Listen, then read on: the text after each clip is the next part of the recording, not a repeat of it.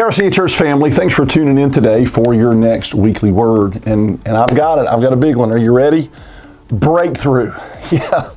We all want breakthrough in our lives, don't we? We want change. We want some good things to happen. You know, if you're stuck in a dead-end job, you want a promotion. If you're renting, you want to own a home. You know, it's like we want that relationship. If you're unmarried, that special one that you can spend your life with. If you're already married, maybe it's kids. You know, it seems like we're always looking for that next thing, and it's because God's put within us that desire and ability to not just survive, but to thrive. And so breakthrough was something that we all yearn for, that we all long for, that we're all looking for, and we should. But I've come to know in my life that breakthrough comes from the Lord. Friend, you can work your fingers to the bone, but unless God's in it and blessing you, it's not going anywhere. And so we're going to be talking about breakthrough for the next several weeks at RCA Church, and we're starting it this coming Sunday with a message out of 2 Samuel chapter 5. I want to read to you from verse 17. Here's what it says. It says, when the Philistines heard that David had been anointed king over Israel, so a time in David's life, good things were happening. He had been the shepherd boy. He had been anointed to be king as a young person. He had gone through this long service with King Saul, and things were up and down. He was in favor. He was out of favor. He was running for his life. He had to hide out with Philistines. I mean, they ran him out of the country at one point.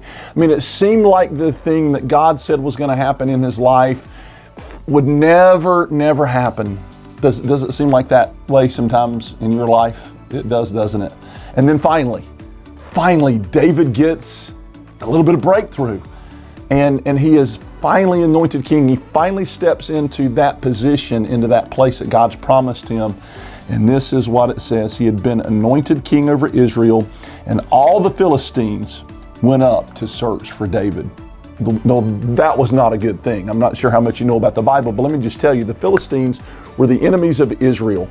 And when they found out that Israel had a new king, they went in search of David, not to congratulate him, not to say, hey man, congratulations, that's great, you know, your dreams have come true. What God had promised us, they went in search to kill him. They did not like David. They did not like Israel. They wanted to keep subjecting them. They wanted to keep persecuting them. And they went to find David. They went looking for his head. Guys, I want to tell you, it's the same in our lives so many times. When we get to that place where we start to break through, where we start to get some traction, where the thing that God has promised finally begins to happen, I just want you to know, you're not the only one that gets excited about that. The devil gets excited about that, but not in a good way. His alarm bells start going off.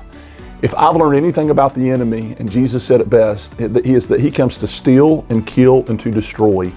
And the enemy of your soul, friend, does not want to see you step into your promised land. He does not want to see you step into the breakthrough that God has for you and is planning for you.